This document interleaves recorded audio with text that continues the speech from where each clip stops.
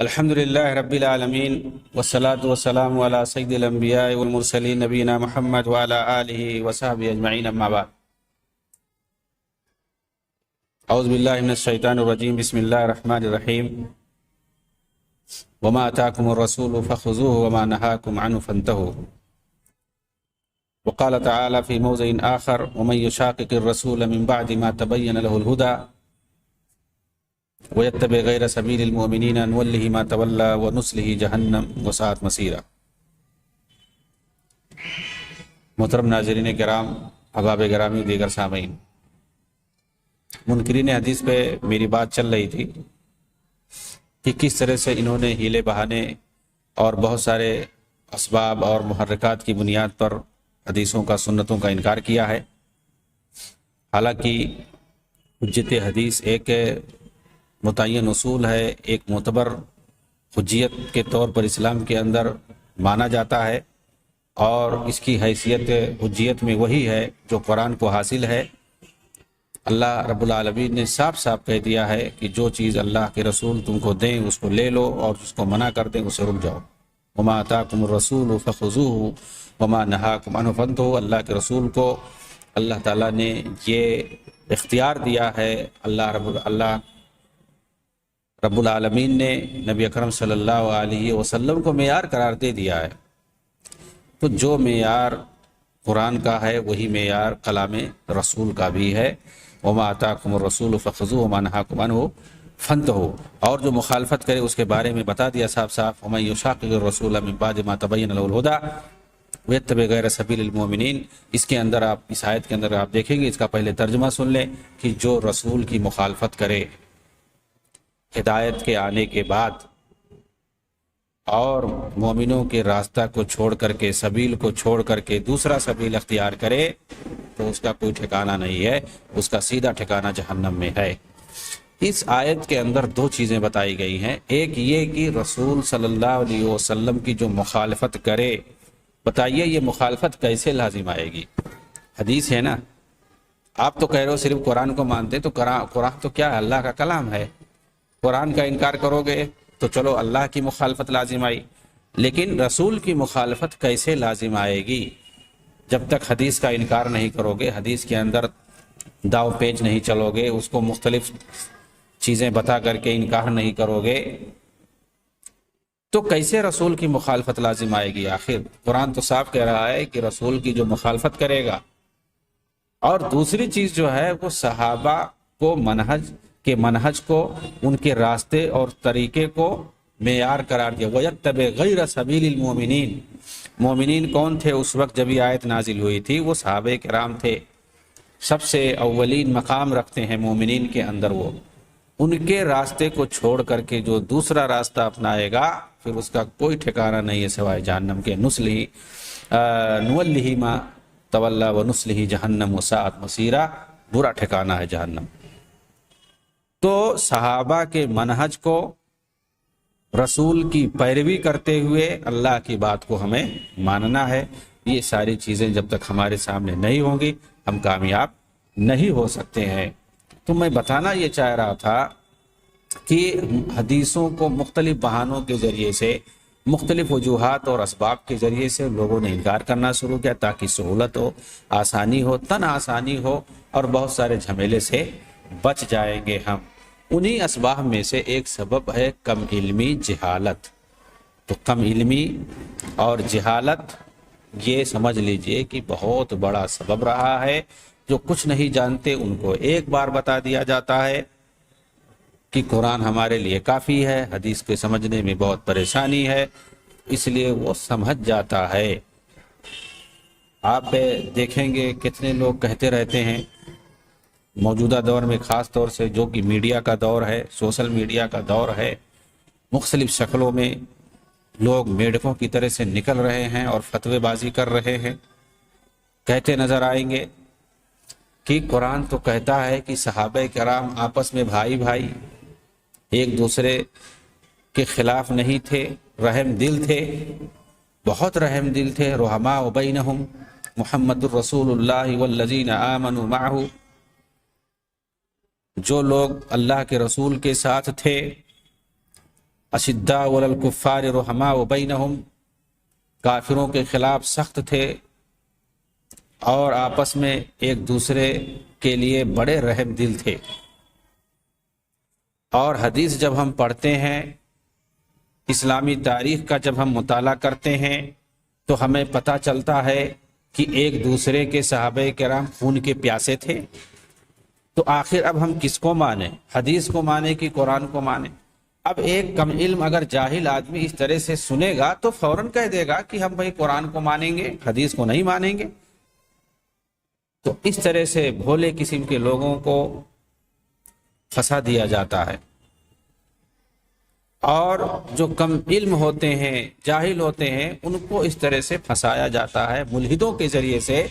اور جو پہلے سے عقل پرستی میں مبتلا ہو کر کے، عقل کو بنیاد مان کر کے وہ حدیث کے منکر ہوتے ہیں، وہ ایسے ہی لوگوں کو جال میں اپنے پھنساتے ہیں۔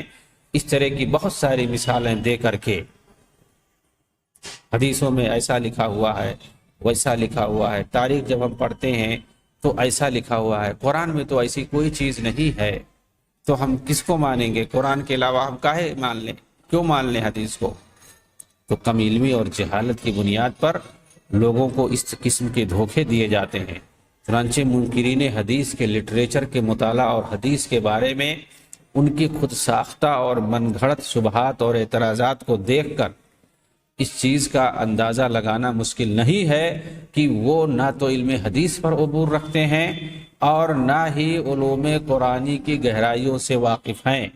چونکہ قرآن و سنت اور ان کے مستند مآخذ تک منکرین حدیث کی رسائی نہیں ہے، لہٰذا ان کی توجیہ بھی ان کے بس کا روگ نہیں۔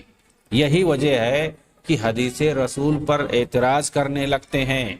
منکرین حدیث کا نامکمل مطالعہ اور جہالت کو بیان کرتے ہوئے محمد کرم شاہ اظہری لکھتے ہیں، جہاں تک میں نے معترضین حدیث کی مشکلات کا اندازہ لگایا ہے، میں اس نتیجے پر پہنچا ہوں کہ ان کا مطالعہ صرف چند نامکمل تراجم کتب حدیث تک محدود رہتا ہے۔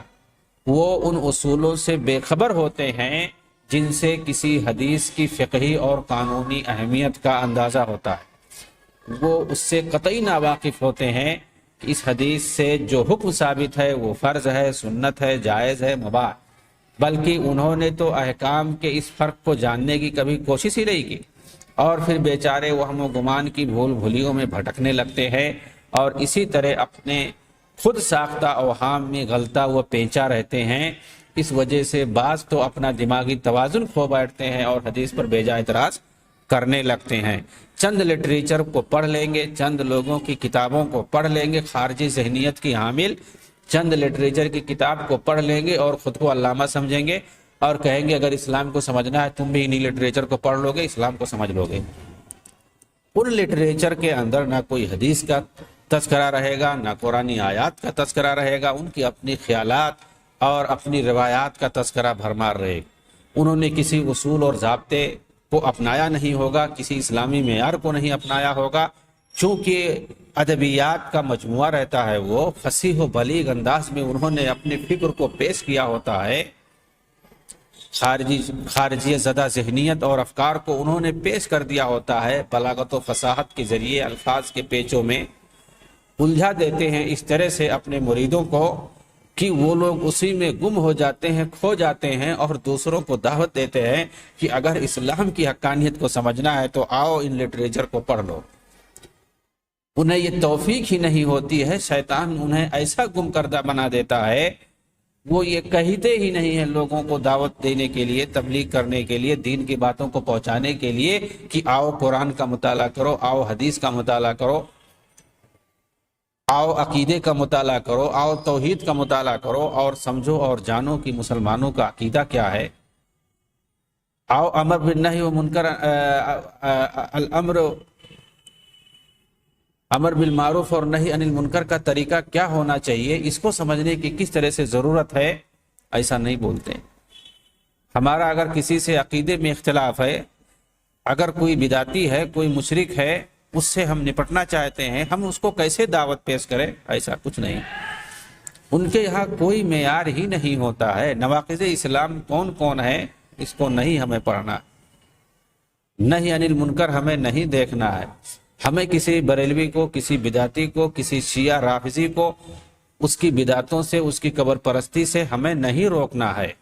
وہ ہمارے بھائی ہیں، مسلم بھائی ہیں، ہمارے ساتھ رہیں گے، وہ اپنے منہج پر عمل کریں گے، ہم اپنے اس پر عمل کریں گے۔ ہم ان کو لٹریچر تھما دیں گے، پڑھتے رہیں، اسی میں وہ بھی گم رہیں، اس لیے کہ وہ لٹریچر ہی ایسا ہوتا ہے کہ اس میں کسی کے منہج پر کوئی نقد نہیں کیا جاتا ہے، نہ کوئی صحیح اصول دین کا بتایا ہوا ہوتا ہے، اس کے اندر خروج ہوتا ہے، اس کے اندر بغاوت ہوتی ہے، اس کے اندر ہر چیز کو تکفیریت بھری ہوتی ہے، تو جذباتیت سے وہ چیزیں بھری ہوتی ہیں۔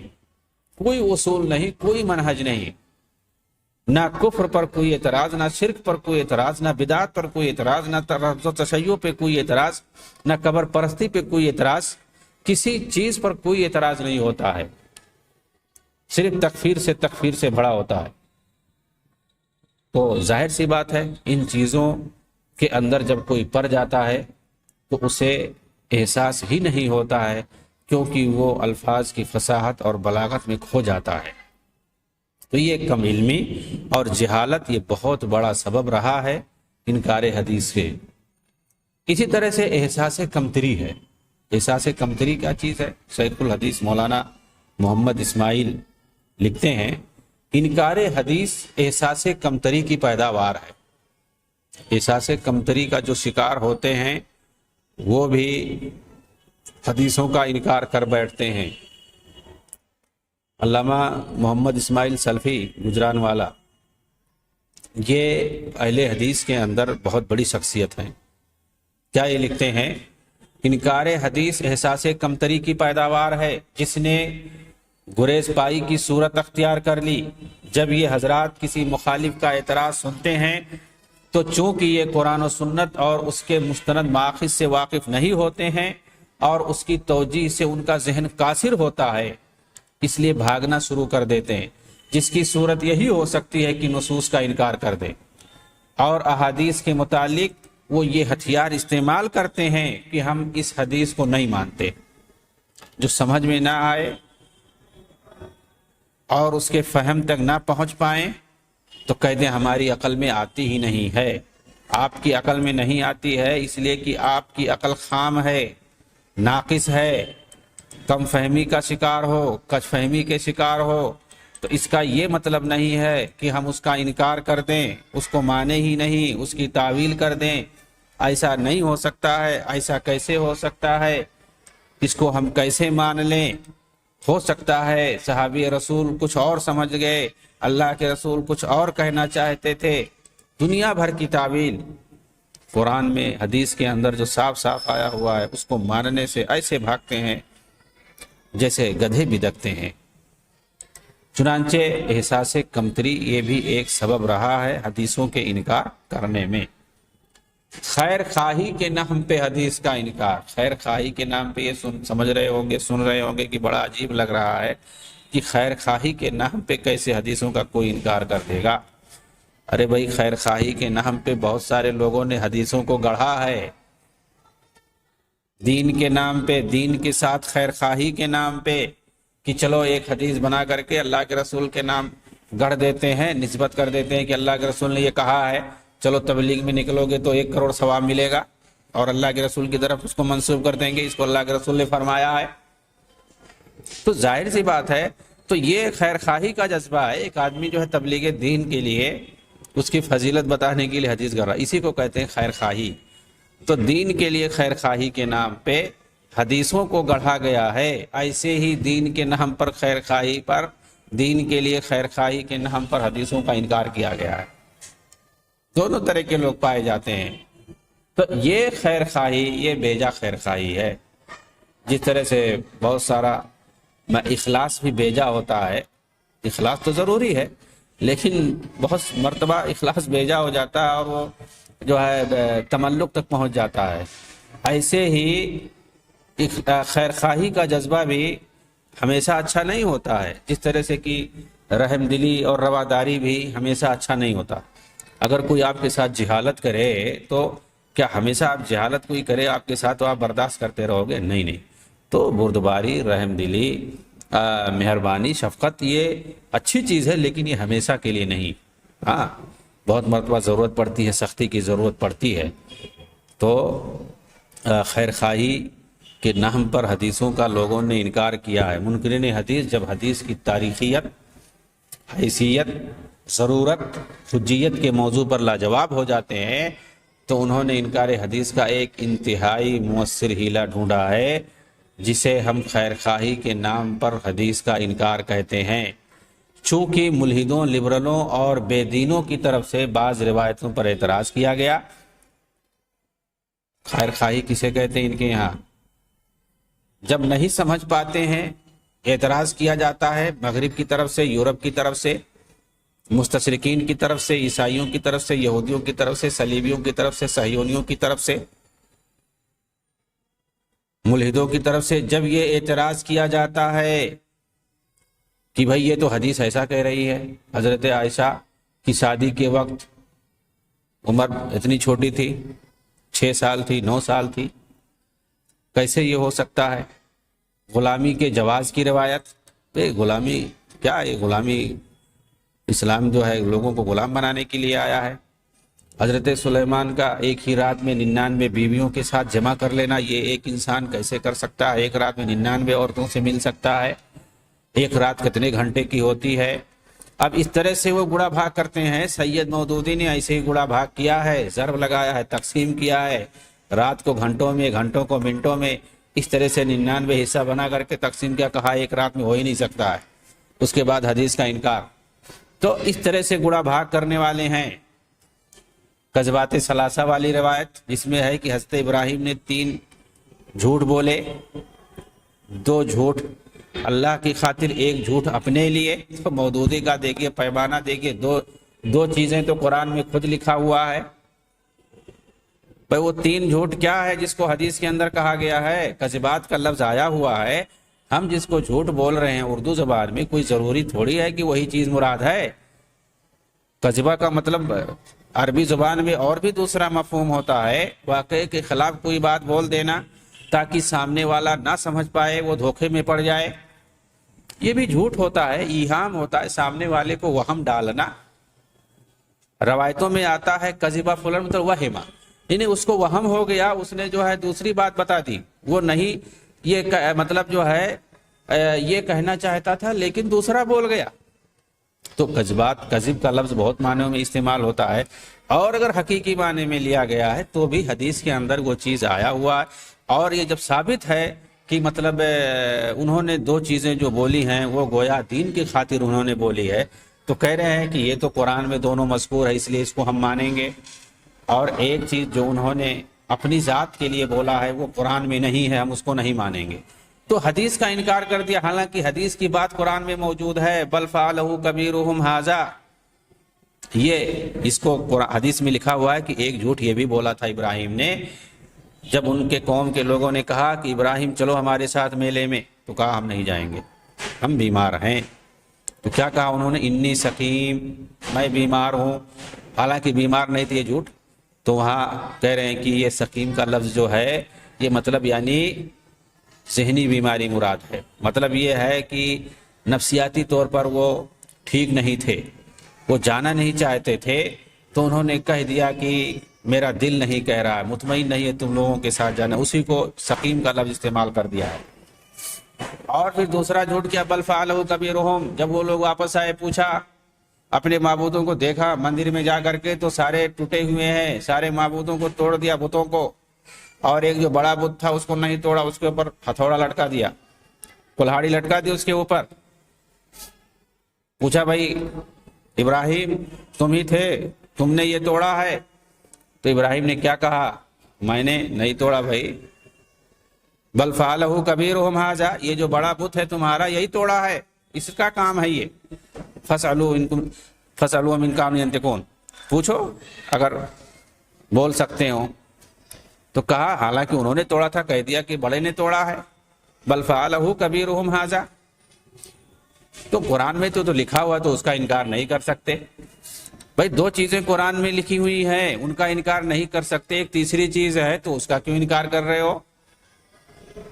انہوں نے اپنی بیوی کو کہہ دیا تھا مصر کے اندر جب گئے تھے ظالم بادشاہ سے بچنے کے لیے کہ حاضی اختی، میری بہن ہے، اس کا جیسے یہاں پہ تعویل کیا گیا ہے کہ ہاں یہ مراد ہے، یہاں یہ مراد ہے، وہاں بھی تعویل کرتے ہیں محدثین کی وہاں یہ مراد ہے، اس لیے کہ اس وقت ان دونوں کے علاوہ اور کوئی مسلمان نہیں تھا، تو ظاہر سی بات ہے وہاں اختی کا مطلب یہ ہے، اختی فی النسب نہیں ہے، اختی فی الاسلام ہے کہ ہماری جو ہے اسلامی بہن ہے، اور ہر شخص کوئی بھی اپنی بیوی کو اسلامی بہن کہہ سکتا ہے، اس میں کوئی حرج نہیں ہے، نسبی بہن نہیں کہہ سکتا ہے، لیکن اسلامی بہن دینی بہن تو کہہ سکتا ہے، تو وہاں دینی بہن مراد ہے، یعنی سامنے والے کو وہم میں مبتلا کرنا تھا کہ بہن کہہ دینے سے وہ سمجھ جائے گا، حقیقی بہن سمجھ جائے گا، نسبی بہن سمجھ جائے گا، حالانکہ یہ مراد دل میں کیا لیے ہوئے تھے؟ دینی بہن مراد لیے ہوئے تھے، تو اس طرح کی بات ہے، تو وہاں تو تعویل نہیں کر رہے ہیں، کہہ رہے ہیں کہ یہ تو صحیح نہیں ہے تو غلط ہے، تو اس طرح کی بات ہے،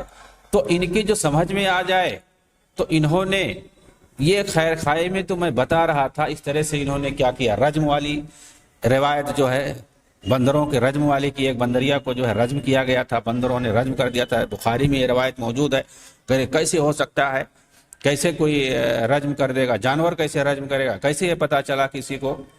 تمیم داری والی روایت جن کے بارے میں آتا ہے کہ وہ ایک کشتی پہ سوار تھے اور پھر کسی جزیرے میں چلے گئے، ان کو پتہ نہیں چلا، ہوا اڑا لے گئی، باد بانی کشتی تھی، اور پھر جزیرے میں گئے تو وہاں ایک جساسہ ایک بڑے جانور سے ملاقات ہوئی، اور اس کے بعد وہ اس کو دیکھ کر کے اللہ کے رسول سے بیان کیا تو اللہ کے رسول نے کہا وہ دجال ہے، تو اس طرح سے جساسہ والی روایت جو اس کا بھی انکار کر رہے ہیں لوگ، تو کہتے ہیں کہ جب ان لوگوں نے، یہودیوں نے، عیسائیوں نے، صلیبیوں نے، مستشرقین نے، ملحدوں نے، لبرلوں نے، بے دینوں نے جب یہ اعتراض کیا اسلام پر، ان روایتوں پر، کہ یہ ساری روایتیں تو سمجھ میں نہیں آ رہی ہیں، اس کا کیا مطلب ہے، تو ان لوگوں نے کیا کہا، اصل میں یہ روایتیں ثابت نہیں ہیں، یہ ساری روایتیں نہیں ثابت ہیں، تو خیر خواہی میں اپنے دین کو بچانے کے لیے ان روایتوں کا صاف صاف انکار کر دیا کہ یہ روایتیں نہیں صحیح ہیں، یہ ثابت ہی نہیں ہیں، ان کو نہیں ماننا، انکار کر دیا، تو اسی کو کہتے ہیں خیر خواہی کے جذبے کے تحت انہوں نے حدیثوں کا انکار کیا ہے، تو مودودی صاحب نے بہت ساری روایتوں کو خیر خواہی میں انکار کیا ہے، اور اس طرح سے بہت سارے منکرین حدیث جو ہیں وہ جزئی طور پر اس طرح سے انکار کرنے والے موجود ہیں۔ مختلف عقل پچو ہیلے اور بہانے سے حدیثوں کا انکار کیا جاتا ہے۔ آپ صلی اللہ علیہ وسلم کے ارشادات صحابہ پر تو حجت تھے لیکن ہم پر حجت نہیں، اس کا معقول جواب دیا گیا تو یہ ہیلے گڑھے گئے، آپ صلی اللہ علیہ وسلم کے ارشادات تمام انسانوں پر حجت ہیں لیکن موجودہ احادیث ہم کو قابل اعتماد ذرائع سے نہیں پہنچی ہیں، کہا ٹھیک ہے حجت ہے سب کے لیے، لیکن جو ذرائع سے، جن ذرائع سے ہمیں وہ حدیثیں پہنچی ہیں وہ قابل اعتماد نہیں ہیں، اس لیے ہم انہیں ماننے کے مکلف نہیں ہیں۔ کبھی روایات اور احادیث کے بارے میں عمر فاروق رضی اللہ عنہ اور بعض دیگر صحابہ کرام کی احتیاطی تدابیر کو بنیاد بنا کر مکثرین صحابہ بالخصوص سیدنا ابو ہریرہ رضی اللہ تعالی عنہ کی روایات میں شک پیدا کرنے کی کوشش کی گئی کہ بھائی دیکھو حضرت علی ہیں، حضرت ابو بکر ہیں، حضرت عثمان ہیں، حضرت عمر ہیں، بہت سارے صحابہ، عبداللہ بن مسعود ہیں، جو شروع میں جب 10 آدمی، 20 آدمی، 40 آدمی مکہ کے اندر جو لوگ اسلام لائے تھے، اور خاص طور سے شروع میں جو لوگ اسلام لائے تھے، کہا ہم ان کی باتیں دیکھتے، اور ایک لمبے زمانے تک نبی صلی اللہ علیہ وسلم کی جب تک وفات نہیں ہوگی تب تک وہ لوگ تھے، یعنی 23 سال تک جو اللہ کے رسول کے ساتھ رہے ہیں، ہمیشہ ساتھ میں، ان لوگوں کی روایتوں کا جب ہم جائزہ لیتے ہیں تو ہمیں سمجھ میں آتا ہے کہ سینکڑا یعنی سے تجاوز نہیں، 100-150 حدیثوں سے زیادہ ان کی نہیں ملتی ہیں ہمیں، لیکن کیسے جو 7 ہجری میں ایمان لاتے ہیں، 3 سال 4 سال اللہ کے رسول کی صحبت انہیں نصیب ہوتی ہے، اور وہ لوگ 5-5 ہزار 6-6 ہزار حدیثیں روایت کر دیتے ہیں، یہ کیسے ہو سکتا؟ تو جو مکثرین صحابہ ہیں اس کے اسباب ہیں اپنے، وہ الگ مسئلہ ہے، ان لوگوں کو سب سمجھ میں آتا ہے کوئی ضروری نہیں کہ یہ دلچسپی سے اس کا تعلق. بہت سارے لوگ صرف اسی لیے وہاں پڑے ہوئے تھے باقاعدہ مدینہ کے اندر، وہ صرف تعلیمات حاصل کرتے تھے. آپ اس وقت بھی دیکھیے کیا دین سے رغبت رکھنے والے، حدیث کی تعلیم، قرآن کی تعلیم سے رغبت رکھنے والے کتنے لوگ پائے جاتے ہیں؟ آپ بتائیے مسلمانوں میں کتنے پرسنٹ ہوں گے اس وقت جو قرآن اور حدیث کو سیکھ رہے ہیں، قرآن اور حدیث کو جو یاد کرنے والے ہیں؟ ظاہر سی بات ہے جو مکثرین صحابہ یہ حفاظ تھے، حدیثوں کے حافظ تھے، قرآن کے حفاظ تھے. تو آج آپ بتائیے کہ حدیثوں کو یاد کرنے والے، قرآن کو یاد کرنے والے کتنے لوگ ہیں؟ کتنے لوگ یاد کرتے ہیں؟ کتنے لوگ پڑھتے ہیں حدیث کو؟ بخاری، مسلم، ابو داؤد، ترمذی، نسائی، ابن ماجہ، ان سب کو پڑھنے والے کتنے لوگ ہیں؟ کتنے پرسنٹ ہیں اس وقت؟ آپ یہ بتا دیجئے. تو کیا آپ ان لوگوں کا موازنہ، جو لوگ حدیث سے دلچسپی رکھتے ہیں، حدیثوں میں جو لوگ محنت کرتے ہیں، ان لوگوں کا موازنہ دوسرے تمام لوگوں سے کریں گے؟ ٹھیک ہے، دوسرے لوگوں کو موقع نہیں ہے، وہ دوسرے فیلڈ میں کام کر رہے ہیں، تو ہم ان کے ذریعے ان کو جو ہے ان سے موازنہ کریں گے. دیکھو فلاں اس نے تو اتنی حدیثیں نہیں اس کو پتہ ہیں، ان کو کہاں سے پتہ چل گئے؟ یہ تو ابھی اتنے سال کے بچے ہیں اور یہ اتنے بوڑھے ہو گئے، ان کی زندگی جو ہے کھپ گئی، وہ بھی دین کے میدان میں کسی سے کم نہیں ہیں، اور ایسا اور ویسا. تو ان کو کیوں نہیں حدیثیں یاد ہیں؟ ان کو کیوں نہیں زیادہ قرآن اور حدیث کے بارے میں پتہ ہے ان کو؟ تو ظاہر سی بات ہے ابو بکر صدیق ہوں، عمر فاروق ہوں، علی ہوں، عثمان ہوں، اور اس طرح سے دوسرے جو بہت سارے صحابہ ہیں، مختلف وجوہات کی بنیاد پر انہوں نے حدیثوں میں اتنا دلچسپی نہیں لی، یاد کرنے میں، حدیثوں کو روایت کرنے میں وہ دلچسپی نہیں لی ہے جو دوسرے مکثرین صحابہ جو ہیں انہوں نے جو دلچسپی لی ہے. جیسے عبداللہ ابن عمر کا نام آتا ہے، انس بن مالک کا نام آتا ہے، ابو ہریرہ کا نام آتا ہے، عبداللہ بن عمرو بن عاص کا نام آتا ہے. یہ مکثرین صحابہ ہیں. عائشہ صدیقہ کا نام آتا ہے. ان کو مکثرین صحابہ کہا جاتا ہے، زیادہ حدیثوں کو روایت کرنے والے. آپ ان کی تاریخ پڑھیں گے تو باقاعدہ وجوہات بتائے گئے ہیں، اسباب بتائے گئے ہیں کہ ان کو کیسے کیسے دلچسپی تھی. ابو ہریرہ کہتے ہیں کہ میں شروع میں یاد نہیں کر پاتا تھا، تو اللہ کے رسول سے شکایت کی، تو اللہ کے رسول نے کہا کہ آپ اپنا جو ہے اپنی چادر پھیلائیے. اس کے بعد اللہ کے رسول نے دعا کی، اس کے بعد کہا اس کو بند کر لیجئے. تو کہا اس کے بعد میں کوئی بھی حدیث سنتا تھا سب یاد ہو جاتا تھا مجھے. وہ حدیث یاد کرنے کے لیے، دین کی تعلیم کے لیے وہ باقاعدہ مسجد نبوی میں ہمیشہ پڑے رہتے تھے. اللہ کے رسول کا ساتھ کبھی نہیں چھوڑتے تھے، چاہے آپ حضر میں ہو، سفر میں ہو، چاہے آپ مقیم ہو یا کسی جو ہے غزوے میں ہو، کہیں لڑائی میں ہو، کہیں بھی آپ رہتے تھے، آپ ہمیشہ ساتھ میں رہتے تھے. جب سے ایمان لائے ہیں آخر تک. جب اللہ کے رسول کی وفات ہوگی تو یہ بھی مدینہ چھوڑ کر کے چلے گئے، شام چلے گئے، اور وہاں پر دین کو تبلیغ کیا، دین کو پھیلایا وہاں پر. تو جو حدیثیں انہوں نے یاد کی تھی اس لیے نہیں یاد کی تھی کہ اس کو صرف محفوظ کر کے رہ جائیں. اللہ کے رسول نے دعا کی تھی ان کے لیے، اور اس کے بعد وہ کبھی نہیں بھولتے تھے. جو حدیثیں سنتے تھے اس کو یاد کر لیتے تھے، اور اس کے بعد جا کر کے انہوں نے تبلیغ کیا ہے. حضرت انس رضی اللہ تعالیٰ عنہ 10 سال مکمل اللہ کے رسول کے ہر پل ہر لمحہ ان کے ساتھ رہتے تھے. ان کو خادم رسول کے نام سے جانا جاتا ہے. عبداللہ ابن مسعود کی یہی حالت ہے، وہ اللہ کے رسول کے ساتھ ہمیشہ رہتے تھے. نبی صلی اللہ علیہ وسلم کی جو استعمال کرنے والی چیزیں ہوتی تھیں، جیسے پانی ہے، وضو کا پانی ہے، ضرورت پڑتی تھی جوتا سیدھا کرنا، اس طرح کی چیزوں کو وہ ہمیشہ اللہ کے رسول کے ساتھ رہتے تھے، ضروریات کو لاتے تھے اور اللہ کے رسول کے لیے دیتے تھے. تو وہ ہمیشہ آپ کے ساتھ رہتے تھے. عائشہ صدیقہ رضی اللہ تعالیٰ عنہ آپ کے ساتھ ہمیشہ رہتی تھی. ساری چیزیں، معمولی باتیں، ہر چیزیں آپ پوچھتی رہتی تھی. شوق تھا، جذبہ تھا، ان لوگوں کو لگن تھی، اور ان کا کوئی اور کام نہیں تھا. یہ آپ کہہ سکتے ہیں، اس کے علاوہ اور کوئی کام ہی نہیں تھا. آپ خلفائے اربعہ کی بات کرتے ہیں، ان کے تو بہت سارے کام تھے اور بہت ساری چیزیں تھیں، ان کے ذمہ داری یہ لوگ کرتے تھے. اور سب سے بڑی چیز دلچسپی ہوتی ہے. عبداللہ ابن عمرو بن عاص کہتے ہیں کہ دوسرے لوگ تو لکھتے نہیں تھے لیکن میں لکھ لیتا تھا، جو بھی اللہ کے رسول سے سنتا لکھ لیتا. کچھ لوگوں نے اعتراض کیا تو میں نے اللہ کے رسول سے وہ بات بتائی، تو کہا کہ میرے منہ سے جو ہے سب سچ نکلتا ہے، تم لکھتے رہو. تو کہا پھر میں لکھنا شروع کر دیا. تو ظاہر سی بات ہے دلچسپی تھی ان کو، وہ لکھتے تھے تو انہوں نے حدیث کو زیادہ روایت کیا ہے. تو جو مکثرین صحابہ ہے اس کی کوئی نہ کوئی وجہ ہے، اس لیے انہوں نے زیادہ حدیثیں روایت کی ہیں. آپ یہ نہیں کہہ سکتے ہیں کہ انہوں نے زیادہ حدیثیں روایت کر دی، یہ عجم کا شاخسانہ ہے، وہ ایسا ہے، وہ کیوں نہیں یاد کر پائے، ان کو زیادہ کہاں سے یاد ہو گئی. کوئی عجم سے تعلقات رکھتے تھے تو ان کے لیے سیاسی اعتقاد محرکات کو نمایاں کر کے، تو ایسے لوگوں کی انہوں نے روایتوں میں تشکیک پیدا کرنے کی کوشش کی ہے اور کہا یہ سب عجمی سازش کا عجمی سازش ہے۔ مطلب یہ ہے کہ غیر عرب نے ایسا بہت ساری روایتوں کو گڑھ کر کے ان لوگوں کے نام منسوب کر دیا کہ روا ابو ہریرہ یا ابو ہریرہ نے روایت کیا، فلاں روایت کیا، اس طرح کی بات۔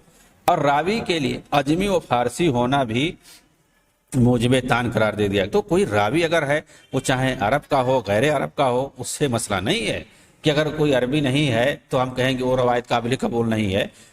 اس کو تو آدمی کے اوپر بیس کرتا ہے، بنیاد کرتا ہے کہ جو روایت کر رہا ہے وہ مسلمان ہے، صحیح عقیدے کا عامل ہے یا نہیں ہے، چاہے کوئی وہ جزیرۃ العرب کا ہو یا غیر جزیرۃ العرب کا ہو، ہاشمی ہو غیر ہاشمی ہو، قریشی ہو غیر قریشی ہو، انصار ہو مہاجر ہو، کوئی بھی ہو، اگر کوئی روایت صحیح ہے اور روایت کرنے والا وہ صحیح عقیدے کا حامل ہے، مسلمان ہے اور وہ جھوٹ نہیں بولتا ہے، جو روایت کے جو ضابطے ہیں، جو طریقے ہیں، جو اصول ہیں، اس کے مطابق اگر فٹ ہے تو پھر اس کے بعد وہ روایت قابل قبول ہوگی، نہیں تو نہیں ہوگی۔ تو یہ عجمی اور غیر عجمی، فارسی اور غیر فارسی کا جو ہے شاخسانہ قرار دینا اور ایسی بات کرنا، تعویل کرنا، ایرانی سازش کے افسانے گڑھے گئے۔ کہا گیا کہ وفات نبوی کے سینکڑوں سال بعد بعض ایرانیوں نے ادھر ادھر کی محض سنی سنائی اٹکل پچو باتوں کو ذخیرہ جمع کر کے انہیں متفرق اور متضاد روایتوں کو صحیح حدیث کا نام دے دیا۔ تدوین حدیث کے عمل کو دوسری اور تیسری صدی کی کوشش قرار دیا گیا۔